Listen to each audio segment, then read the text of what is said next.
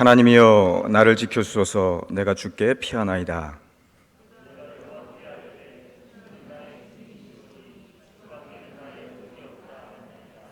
땅에 있는 성도들은 존귀한 자들이니 나의 모든 즐거움이 그들에게 있도다.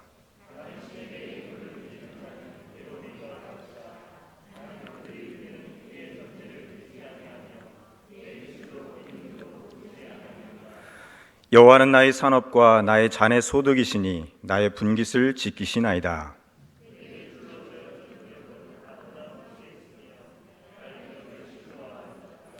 나를 훈계하신 여호와를 송축할지라. 밤마다 내 양심이 나를 교훈하도다.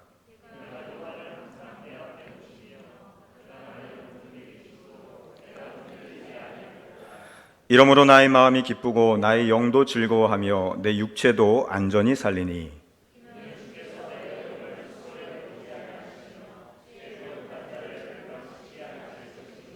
함께 보겠습니다.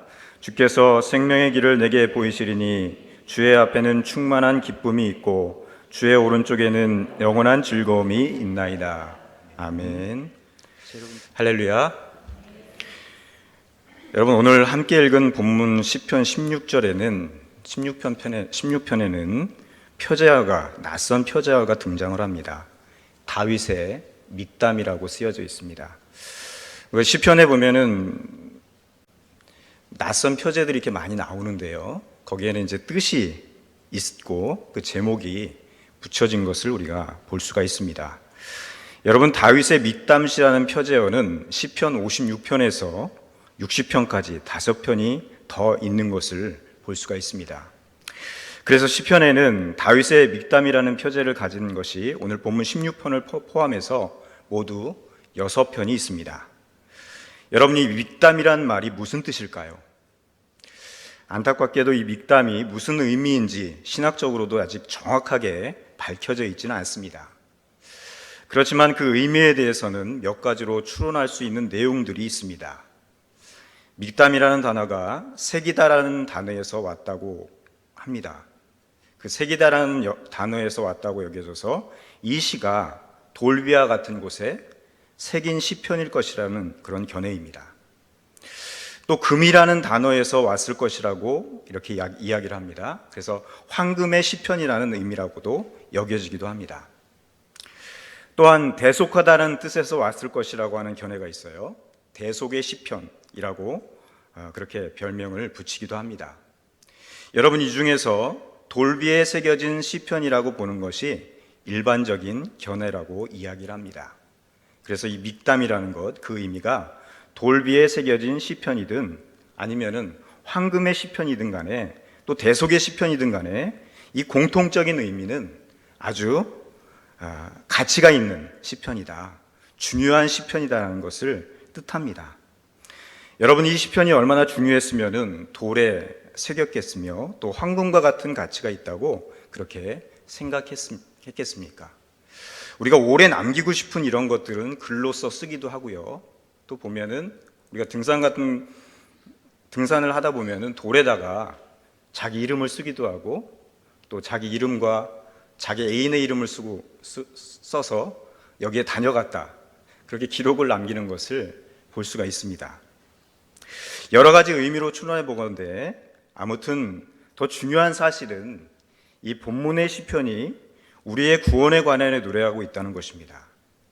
우리 영혼의 구원만큼 더 중요한 가치가 여러분 어디 있겠습니까? 한마디로 오늘 본문의 시편은 참으로 중요한 말씀임에는 틀림이 없는 것 같습니다.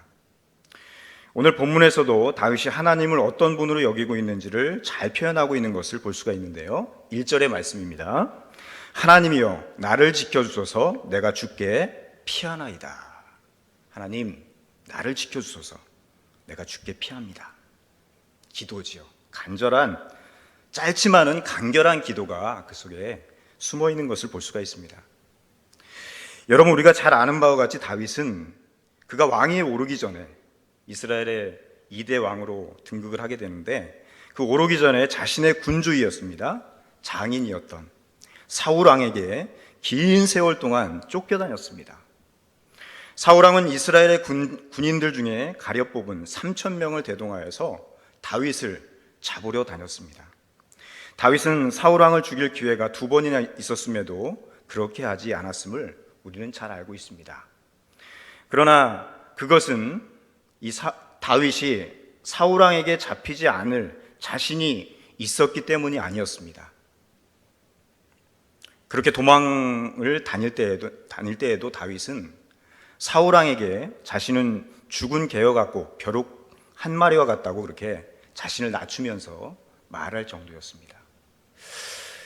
그렇게 도망다니던 다윗의 마음 가운데 어떤 마음이 들었을까요? 하나님께서 사무엘을 통해서 이스라엘 왕으로 기름 부음을 받았는데 어렵고 힘든 상황이 계속되어집니다. 과연 하나님께서 행하신 일이 맞는가? 그럼에도 불구하고 다윗은 끊임없이 자신을 낮춥니다. 그리고 드러내지 않습니다. 다윗은 이스라엘 땅 안에서는 자신이 피할 곳이 아무 데도 없다고 그렇게 여겼던 것 같습니다. 그래서 자신이 죽였던 골리앗의 고향인 블레셋의 가드 지방의 왕이었던 아기스에게로 피난합니다. 수염에 침을 흘리면서 그는 미친 척까지 하면서 무려 16개월 동안 숨어 지냅니다.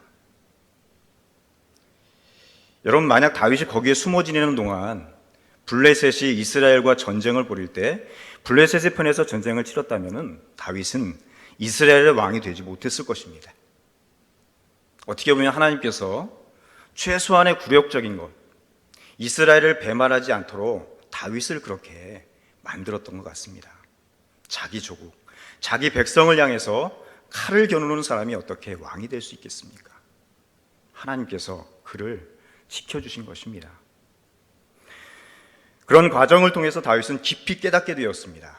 자신을 지켜주실 수 있는 분이 하나님밖에 없으시고 이스라엘이든 블레셋이든 이 땅에는 자신이 피할 곳이 없다는 것을 그는 알게 되었습니다. 그래서 계속해서 2절에서 그는 이렇게 고백하고 있습니다. 내가 여호와께 아뢰되 주는 나의 하나님이시오니 주밖에는 나의 복이 없다 하였나이다. 아멘. 이번에서 다윗은 하나님을 철저하게 나의 하나님으로 1인칭으로 그렇게 고백을 합니다. 나의 주님, 나의 복이라고 합니다. 다윗은 그렇게 도망을 다니면서 자기 인생을 주관하시는 분, 자신의 생사여탈권을 가지신 분이 하나님밖에 없음을 고백하면서 나의 주님, 나의 주권자 이렇게 고백을 합니다. 또한 그렇게 도망다니던 자신을 왕으로 세워주시는 분도 하나님밖에 없음을 고백하는 끊임없는 그런 고백을 이 시편을 통해서 그는 하고 있습니다. 여러분뿐만 아니라 다윗은 오직 주님만이 나의 복이 된다고 고백합니다. 특히 복이라는 단어는 원어로 보면은 바라크라는 단어입니다. 우리가 흔히 생각하는 축복을 이야기합니다.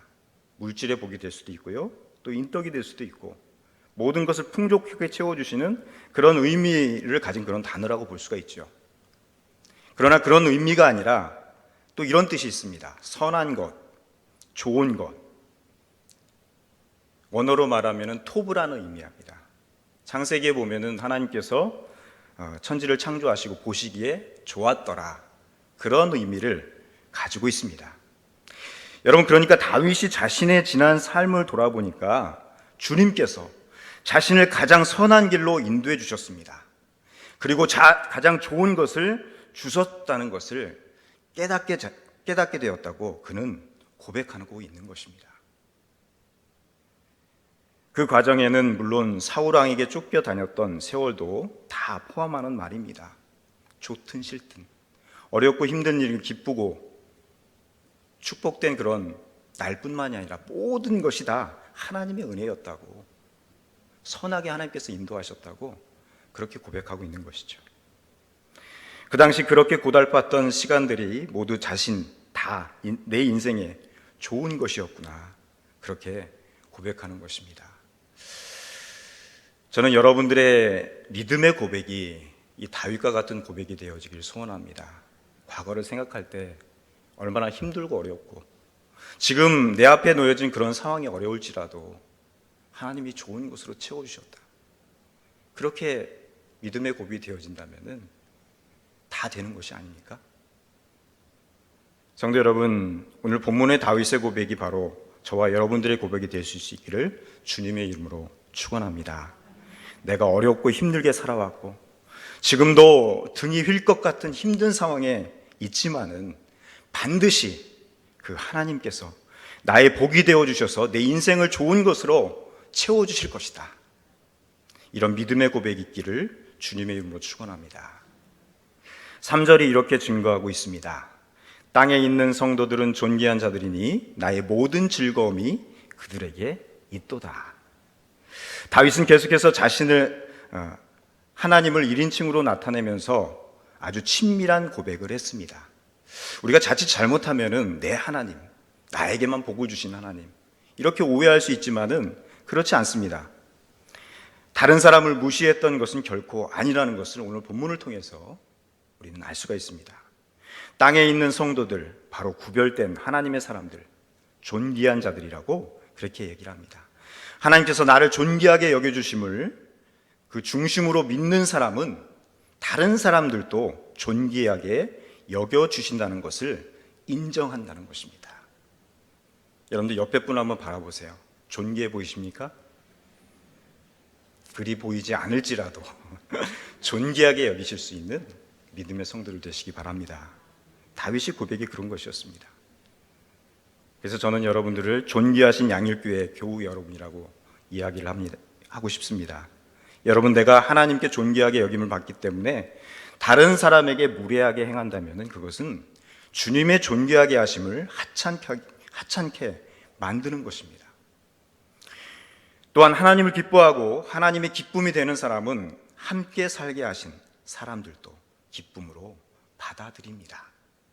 하나님께서 이루게 해주신 가정의 소중한 아내와 자식들, 그리고 이 믿음의 공동체 안에서 함께 신앙생활하는 우리 믿음의 사람들 다 존귀한 자로 함께 기뻐할 수 있는 그런 믿음의 공동체가 되어야 될 줄 믿습니다. 우리 4절의 말씀을 다 같이 한번 읽도록 하겠습니다. 4절 말씀입니다. 다른 신에게 예물을 드리는 자는 괴로움이 더할 것이라. 나는 그들이 드리는 피의 전제를 드리지 아니하며 내 입술로 그 이름도 부르지 아니하리로다. 아멘. 여러분, 여기서 주목해야 될 단어가 있습니다. 예물을 드리는 자입니다. 이 예물을 드리는 자의 문자적 의미는 그런 의미가 있습니다. 쫓아가는 자예요. 쫓아가는 자. 예물을 드리는 자가 쫓아가는, 무엇인가를 쫓아가는 자입니다.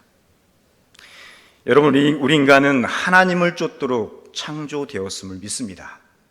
하지만 아담과 하와의 범죄 이후로 하나님을 쫓는 삶을 살려고 하지 않고 하나님의 대신에 하나님의 대용품을 쫓으며 살려고 그렇게 우리는 무던히도 노력을 하면서 살아갑니다. 안타깝습니다. 하나님을 대신하는 대표적인 것이 뭡니까? 바로 재물입니다. 힘과 권력일 수도 있습니다. 내가 가진 욕망, 우리의 욕망, 취미, 지식, 이러한 것들이 바로 그런 것들입니다. 그것을 가지면 더 이상 행복이 없을 것이라 여기며 달려갑니다.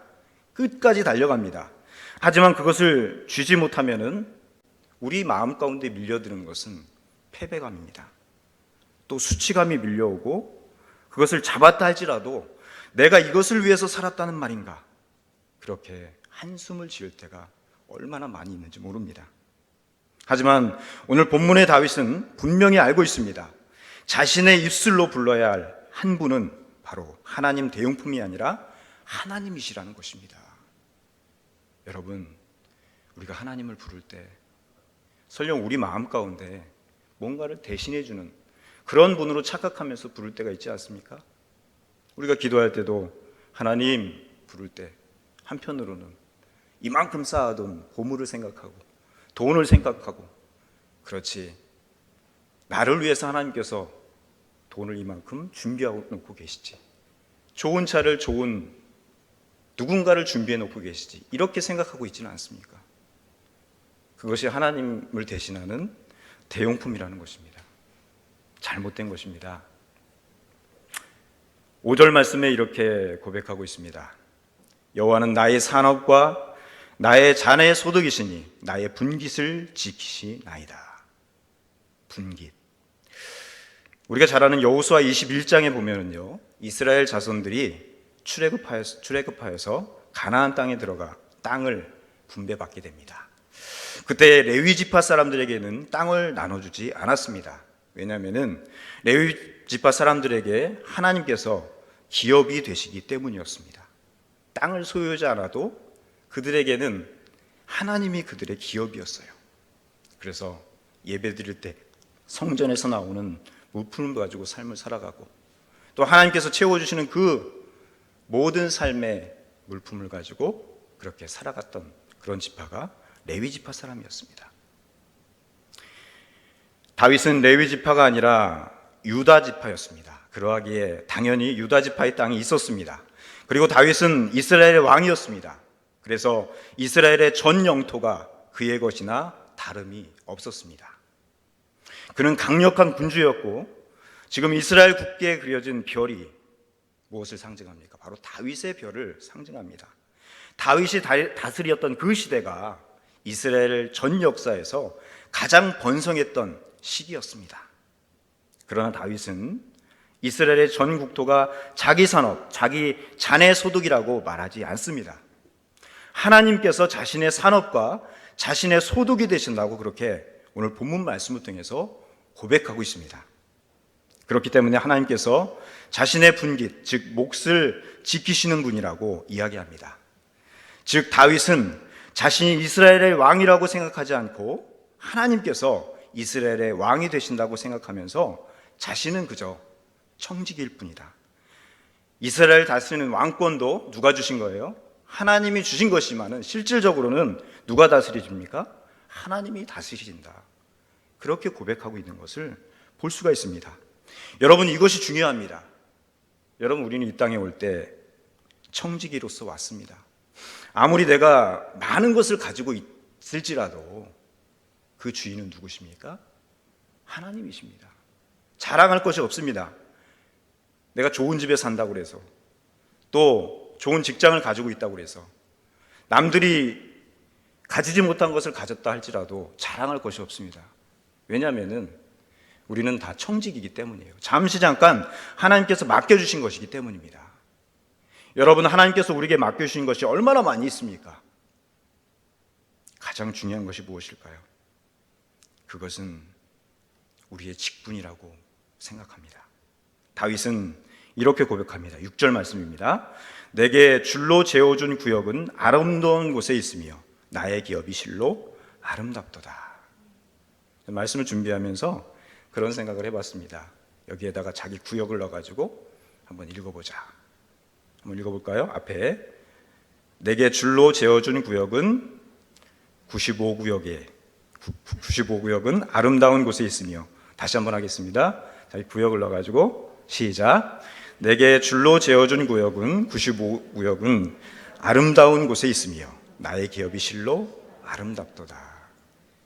못하시는 분은 뭡니까? 구역이 어디 구역에 속해 있는지 모르십니까? 회개하셔야 돼요. 그렇습니다. 다윗은 지금 자신의 땅, 그 이스라엘은 자신에게 기쁨이 되고 있고 자신은 빛나는 기업을 물려받았다고 그렇게 고백하고 있는 것입니다. 왜냐하면 그 땅이 하나님께서 줄로 재워주셨기 때문입니다. 그래서 다윗은 자신이 다스리는 땅이 지금보다 2배, 3배, 아니 10배가 되게 해달라고 그렇게 억지를 부리지 않습니다. 우리가 역사적으로 볼 때 대제국을 이룬 그런 왕들, 황제들을 보면은 끊임없이 국토를 넓혔어요. 2배, 3배, 10배, 100배까지 넓혔습니다. 왜 자신은 대제국을 건설하여서 왕을 넘어서 황제가 될 수 없냐며 다윗은 하나님께 어리광 부리지 않았습니다. 하나님께서 재워주신 것만 해도 충분히 감사의 제목이 되고 충분히 누릴 수 있음을 그는 고백하는 것입니다. 여러분, 그렇습니다. 이게 중요합니다. 하나님이 내게 주신 것 무엇인가? 분명히 그냥 주신 것이 아니에요. 정확하게 줄로 재어가지고, 자로 재어가지고 내게 맞는 분깃을, 내게 주신 사명을 하나님께서 주신 것입니다. 이거 가지고 하나님, 나는 왜 이것밖에 안 줬습니까? 나는 막 이것밖에 안 됩니까? 불평할 필요가 없습니다. 내가 내게 주어진 그 구역, 내게 주어진 사명이 하나님이 맡기신 그 고백, 하나님이 맡기셨다. 이것이 중요한 것입니다. 다윗은 자신에게 있는 구역과 기업이 하나님께서 줄로 지어준 것임을 어떻게 알았는지 7절에서 이렇게 증거하고 있습니다. 나를 훈계하신 여호와를 송축할지라 밤마다 내 양심이 나를 교훈하도다. 밤마다 내 양심이 나를 교훈하도다. 여러분 참으로 멋진 표현이지 않습니까? 송축하다, 이건 문자적으로 무릎을 꿇다라는 의미가 있습니다. 내가 여호와를 송축합니다. 무릎을 꿇면서 하나님 앞에 기도하는 표현입니다. 다윗은 하나님께서 자신을 훈계해 주시기 때문에 그분 앞에 무릎을 꿇을 수밖에 없다고 고백합니다. 하나님께서는 다윗을 낮에만 훈계하시고 가르치셨던 것이 아니라 밤에도 그러하셨습니다. 심지어 심장이 뜀을 통해서도 일깨워 주셨습니다. 다윗이 잠자리에 누웠을 때 불안하고 초조하고 사울이 언제 나타나서 죽일지도 모르는 그런 상황, 심장이 쿵쿵쿵하고 뜁니다. 다윗은 그것도 하나님께서 자신에게 말씀하기 위함이라고 믿는 것입니다. 혹시 잠이 오시지 않습니까? 심장이 뛰어서 잠이 오시지 않습니까? 하나님을 의지해야 될 줄 믿습니다. 하나님께서 나에게 내 양심을 통해서 무엇을 말씀하시는가 들을 수 있어야 된다는 것입니다. 다윗은 낮에는 물론이고 밤에도 하나님과 깊은 교제가 있었음을 의미합니다. 찬양 중에 이런 찬양이 있습니다. 밤이나 낮이나 어제나 오늘도 영원히 주만 찬양해. 괴롭고 슬플 때 낭망하여 넘어져도 언제나 주만 찬양하겠네. 우리 8절 말씀을 함께 보도록 하겠습니다. 8절 말씀입니다. 내가 여호와를 항상 내 앞에 모심이여 그가 나의 오른쪽에 계심으로 내가 흔들리지 아니하리로다. 아멘. 하나님을 자기 앞에 항상 모셨다는 것은 하나님 앞에 다윗의 삶이 늘 있었다는 것입니다. 하나님이 늘 자기 앞에 계시고 자신과 함께 하셨다는 것을 그렇게 고백합니다. 우리가 선한 일, 하나님의 뜻에 순종하는 삶을 살 때에는 하나님께서 우리를 지켜봐 주셨으면 좋겠다고 그렇게 생각을 합니다. 누가 나를 좀 알아주지 않나? 하나님 아시죠? 내가 이렇게 잘하고 있습니다. 뻐기고 싶고 또 나타내 보이고 싶고 그럴 때가 있습니다. 그러나 우리가 악한 일을 품고 그런 일을 하게 될 때는 하나님께서 좀 고개를 좀 돌려주셨으면, 하나님 거기 좀 가만히 계시고 눈을 좀 감아주세요, 그렇게 생각을 하죠. 다윗이 하나님을 자기 앞에 항상 모셨다는 것은 늘 하나님의 뜻에 순종하는 삶을 살기 위해서 몸부림을 쳤다는 것을 의미합니다. 여러분 그렇습니다. 내가 어느 때든지 어떤 상황에 놓였을지라도 하나님 앞에서 순종하는 삶을 살아가고 있는가? 이것을 위해서 내가 얼마나 몸부림을 치고 있는가? 내가 말씀 안에 거하기 위해서, 하나님 앞에 순종하기 위해서 얼마나 몸부림을 치고 있는가? 이게 다윗의 모습이었다는 것입니다. 그랬더니 하나님께서는 다윗의 오른쪽에 계셔 주셨습니다. 성경에서 말하는 오른쪽, 이것은 하나님의 능력을 뜻합니다. 그래서 이사야 선지자는 41장 10절에서 이렇게 고백합니다. 두려워하지 말라.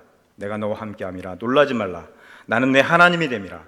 내가 너를 굳세게 하리라. 참으로 너를 도와주리라. 참으로 나의 의로운 오른손으로 너를 붙들리라.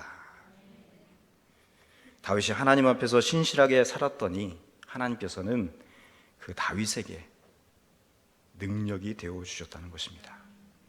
오늘 본문의 시편은 이렇게 마무리가 되고 있습니다. 9절, 10절 말씀을 우리 한 절씩 교독하고 마지막 절 다 같이 읽도록 하겠습니다. 이러므로 나의 마음이 기쁘고 나의 영도 즐거워하며 내 육체도 안전히 살리니